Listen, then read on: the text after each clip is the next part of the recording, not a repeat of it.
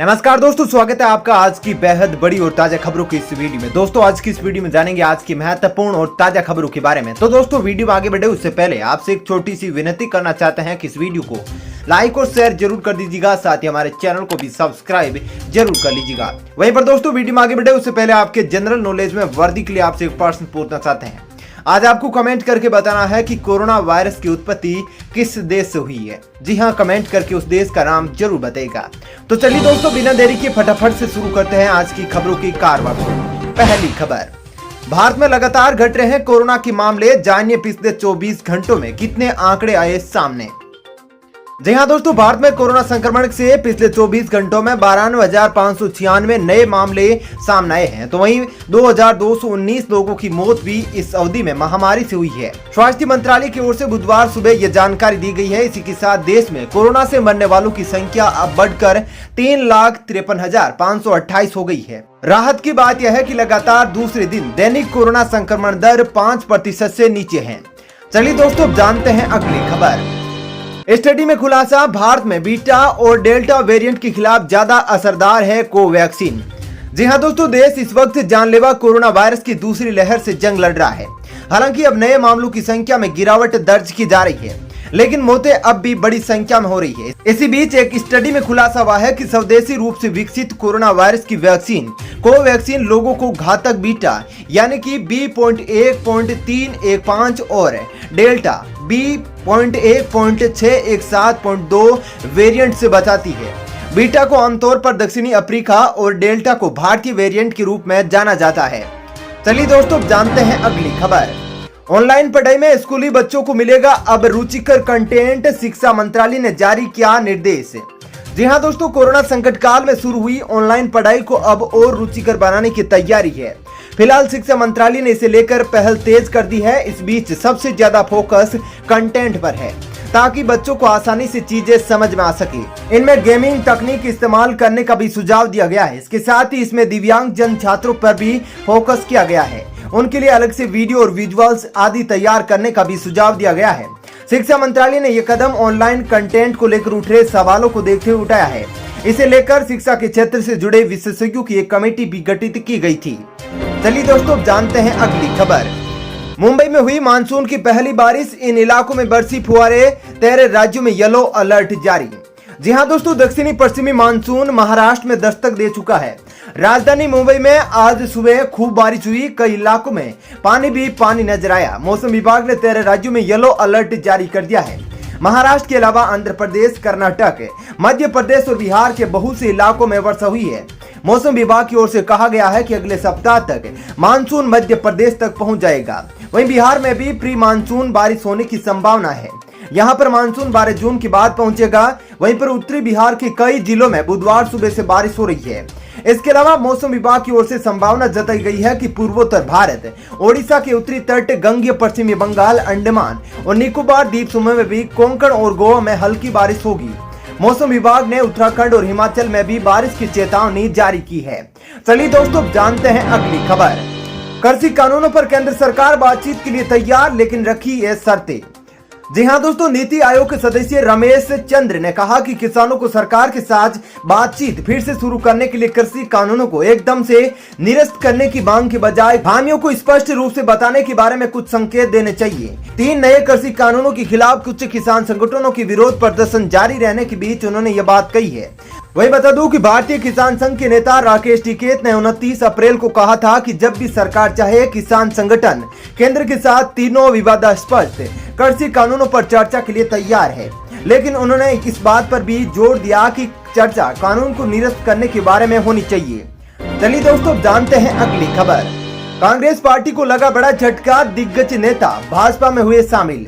जी हां दोस्तों, बड़ी खबर के अनुसार कांग्रेस नेता और पूर्व केंद्रीय मंत्री जितिन प्रसाद आज भारतीय जनता पार्टी में शामिल हो गए हैं। आज केंद्रीय मंत्री पीयूष गोयल ने उन्हें पार्टी की सदस्यता ग्रहण करवाई। गौरतलब है कि बीजेपी सांसद और प्रवक्ता अनिल बलूनी ने एक ट्वीट किया था कि आज कोई बड़ी हस्ती बीजेपी चीफ जेपी नड्डा की मौजूदगी में पार्टी ज्वाइन करने वाली है। यह ट्वीट आना था, उसके बाद से ही यह कयासबाजी शुरू हो गई थी कि कांग्रेस का ही कोई बड़ा राजनीतिक खिलाड़ी आज बीजेपी में शामिल होगा।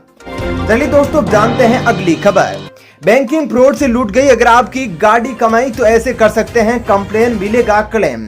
जी हां दोस्तों, अगर आपका इंडियन पोस्ट पेमेंट बैंक यानी कि डाकघर में सेविंग खाता है तो आप किसी फ्रॉड की शिकार हो गए हैं तो आपकी आसानी से कंप्लेंट कर सकते हैं। कंप्लेंट करने के लिए पहले से ही सिस्टम मौजूद है, लेकिन पोस्ट ऑफिस ने इसके लिए बाकायदा नया फॉर्म लॉन्च कर दिया है। किसी नुकसान और फ्रॉड केस के बारे में कंप्लेंट करने के लिए simplified standardized claim form launch किया गया है। चलिए दोस्तों, जानते हैं अगली खबर। कोरोना संकट के दौरान यूपी में योगी सरकार का श्रमिकों को बड़ा तोहफा, खाते में भेजे गए 1000 रुपए। जी हां दोस्तों, कोरोना काल की विषम परिस्थितियों में दिहाड़ी पर काम करने वाले पंजीकृत निर्माण श्रमिकों को संबल देने के लिए मुख्यमंत्री योगी आदित्यनाथ ने बुधवार को उत्तर प्रदेश के 23.2 लाख पंजीकृत निर्माण श्रमिकों के बैंक खाते में 230 करोड़ रुपए की धनराशि ऑनलाइन हस्तांतरित की है। प्रत्येक श्रमिक के खाते में 1000 रुपए की धनराशि भरण पोषण भत्ते के तौर पर भेजी गई है। वहीं पर सीएम ने अपने सरकारी आवास पर आयोजित कार्यक्रम में 5 श्रमिकों को खुद 1000 रुपए के चेक सौंपे हैं। चलिए दोस्तों, जानते हैं अगली खबर। सीबीएसई का फैसला, कक्षा 11 के लिए छात्रों में इस प्रकार से होगा अंकों का वितरण। जी हां दोस्तों, केंद्रीय माध्यमिक शिक्षा बोर्ड ने 11वीं कक्षा के सभी कौशल विषयों के लिए अंक वितरण किया है।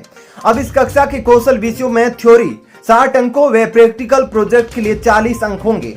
11वीं कक्षा के लिए यह नियम वर्तमान सत्र 2021-22 से ही लागू होगा। वर्तमान सत्र से 12वीं के अंक वितरण में किसी भी तरह का बदलाव नहीं किया गया है। 12वीं में अंक वितरण के ये बदलाव शैक्षणिक सत्र 2022-23 से लागू होंगे। चलिए दोस्तों, अब जानते हैं अगली खबर। विराट कोहली ने प्रधानमंत्री मोदी और बराक ओबामा को छोड़ा पीछे, बनाया ये रिकॉर्ड। जी हां दोस्तों, भारतीय क्रिकेट टीम के कप्तान विराट कोहली ने खेल के मैदान पर तो रिकॉर्ड बनाई है, मगर इस बार सोशल मीडिया पर भी दुनिया में इतिहास रच दिया है। कप्तान कोहली दुनिया के पहले क्रिकेटर और एशिया के पहले सेलिब्रिटी बन गए हैं, जिनके इंस्टाग्राम पर 125 मिलियन यानी कि 12 करोड़ से ज्यादा फॉलोअर्स हो गए हैं। 31 साल की इस खिलाड़ी ने अब तक कुल 1175 पोस्ट की है। वहीं विराट इंस्टाग्राम पर सिर्फ 201 लोगों को फॉलो करते हैं। इंस्टाग्राम पर प्रधानमंत्री नरेंद्र मोदी के फॉलोअर्स की संख्या भी 56 मिलियन है। वहीं पर पूर्व अमेरिकी राष्ट्रपति बराक ओबामा की 34.9 मिलियन फॉलोअर्स है। विराट कोहली की पत्नी और बॉलीवुड एक्ट्रेस अनुष्का शर्मा की बात करें तो इंस्टाग्राम पर उनके भी 50.3 मिलियन लोग फॉलो करते हैं। चलिए दोस्तों, जानते हैं अगली खबर।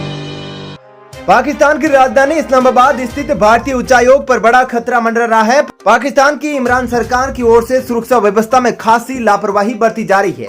भारत ने उच्चायोग की सुरक्षा व्यवस्था को लेकर पाकिस्तान के ढुलमुल रवैये पर अपना विरोध दर्ज कराया है। साथ ही भारत सरकार ने पाकिस्तान से हाल ही में भारतीय उच्चायोग के बाहर एक कथित सुरक्षा उल्लंघन की जाँच करने को भी कहा है। चलिए दोस्तों, जानते हैं अगली खबर।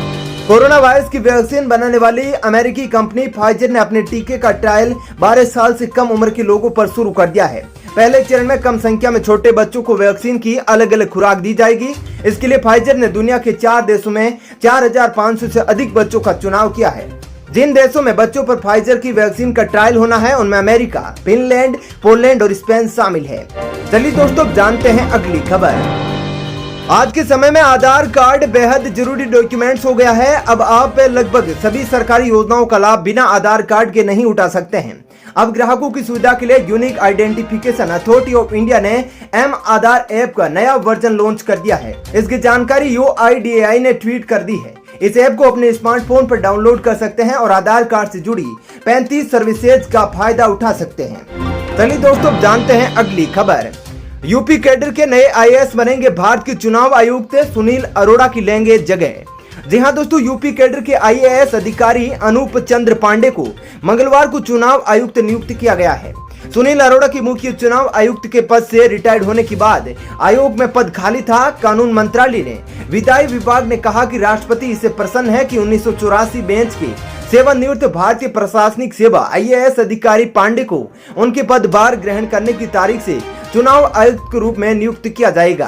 चलिए दोस्तों, जानते हैं अगली खबर। उत्तर प्रदेश की कानपुर में भीषण सड़क हादसा हो गया है। इस हादसे में करीब 17 लोगों की मौत हो गई।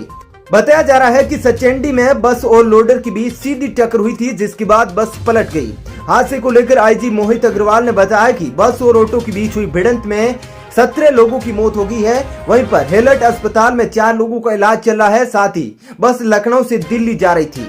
चलिए दोस्तों, फिलहाल इस वीडियो में इतना ही। ऐसी ही खबरें देखते रहने के लिए आप हमारे चैनल को सब्सक्राइब कर लीजिएगा, साथ ही इस वीडियो को लाइक और शेयर जरूर कीजिएगा। धन्यवाद।